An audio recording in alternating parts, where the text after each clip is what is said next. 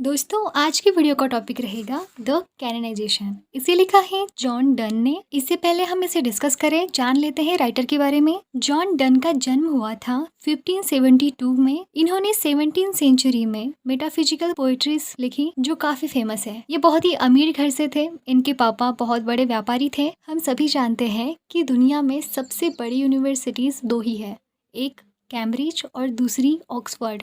और इन दोनों यूनिवर्सिटी में जॉन डन ने पढ़ाई की थी, लेकिन इसके बावजूद भी उन्होंने वहाँ से डिग्री नहीं ली, बल्कि उन्होंने अपना इंटरेस्ट पोइट्री में रखा। वो राइटिंग करने लगे और जैसे जैसे वो आगे लिखते चले गए वो बहुत ही ज़्यादा फेमस होते गए और उस वजह से उन्हें इंग्लिश लिटरेचर में बहुत ही इम्पोर्टेंट माना जाता है। जॉन डन ने अपने करियर में लव और डिवाइन पोइट्रीज ज़्यादा लिखी। एज ए एग्जाम्पल उनकी कुछ लव पोएम्स जैसे कि the good Morrow, go and catch the falling star, the anniversary और द फनरल। उनकी मेटाफिजिकल पोइट्री भी बहुत ही ज़्यादा फेमस है जो कि उन्होंने 17th सेंचुरी में लिखी थी और उनके सभी वर्क्स बेमिसाल थे। तो चलिए बढ़ते हैं हमारी रियल पोएम पर जिसका नाम है द कैननाइजेशन। यहाँ पर हमें पोएट अपने फ्रेंड के साथ बातें करते हुए नजर आता है। स्टार्टिंग में ही वो अपने फ्रेंड को समझाता है कि वो उसे प्यार करने से ना रोके, मतलब उसका फ्रेंड उसे रोक रहा है प्यार करने से और पोएट उसे बता रहे हैं, मतलब खुद जॉन डन, कि तुम मुझे प्यार करने से रोको मत। जॉन डन उसे समझाते हुए कहते हैं कि अगर मुझे कोई बड़ी बीमारी होती क्या तुम मुझे मरने से बचा सकते हो, और अगर तुमने कह भी दिया कि मैं ठीक हो जाऊं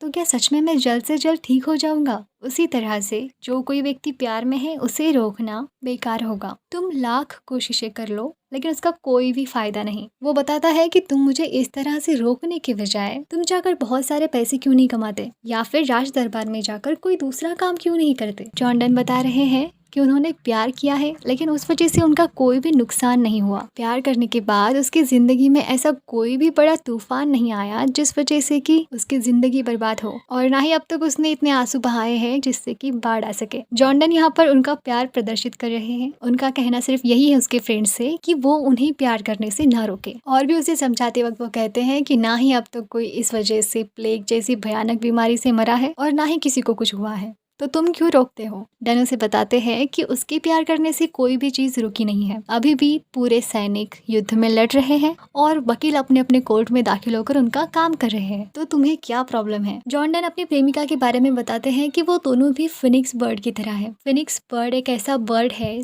जो कि एक ही होता है, मतलब जिस तरह से मानव जाति में दो प्रकार है, स्त्री और पुरुष, उस तरह उस बर्ड में ये दोनों भी नहीं है, वो एक ही होता है। और इस वजह से पोइट ये दिखाना चाहते हैं कि उनकी प्रेमिका और वो दोनों अलग अलग नहीं है, वो एक ही है। फिनिक्स बर्ड जैसे हमेशा हर तरफ नहीं मिलते, उसी तरह से उनका प्यार भी उन्हीं के तरह अनमोल है और सबसे अलग। मरने के बाद भी वह फिनिक्स बर्ड की तरह अपनी ही राख से फिर से जिंदा हो सकेंगे। वो और बताते हैं कि अगर उनका प्यार लोगों ने एक्सेप्ट नहीं किया तो मरने के बाद लोग उनकी समाधियां बनाएंगे। अगर वो प्यार में जिंदा न रह सके तो वो अपने प्यार के लिए मर जाएंगे और लोग उनकी समाधियां बनाकर उनकी पूजा करेंगे। बहुत ही अच्छी तुलना की है। अगर लोगों ने उनकी समाधियां बनवाने के लिए जगह नहीं दी तो वो जरूर ही उनकी कविताएं रचेंगे। अगर लोगों ने कभी उनका स्मारक नहीं बनाया तो लोग उनके लिए सोनेट जरूर लिखेंगे। सोनेट यानी 14 लाइन्स की एक पोएम जिसे हम सोनेट कहते हैं इंग्लिश लिटरेचर की भाषा में, तो वो उनके लिए जरूर रचेंगे और ये सोनेट उस स्मारक से भी ज्यादा अच्छी होगी। ये सोनेट धीरे धीरे एक रिलीजियस सॉन्ग बन जाएगा और लोग उन दोनों को संत बुलाएंगे। उन्हें यकीन है कि भविष्य में लोग उनकी प्रार्थना करेंगे और उनसे प्यार सीखेंगे और वह उनसे प्रे करते वक्त बोलेंगे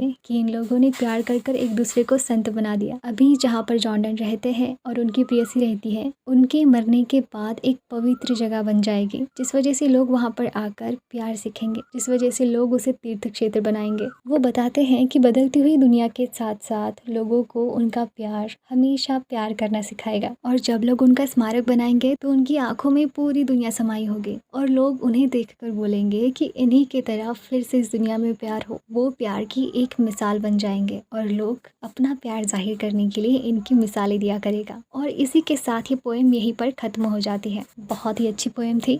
जॉन डन एक बहुत ही फेमस राइटर क्यों थे इस वजह से समझ में आ जाता है। उन्होंने फाइनली अपने फ्रेंड को उनके शब्दों के जाल में फंसा लिया। उन्होंने अपने फ्रेंड को समझा ही दिया कि प्यार करना कोई बुरी चीज़ नहीं होती। फिर मिलेंगे एक नई वीडियो के साथ, तब तक के लिए थैंक्स फॉर वॉचिंग।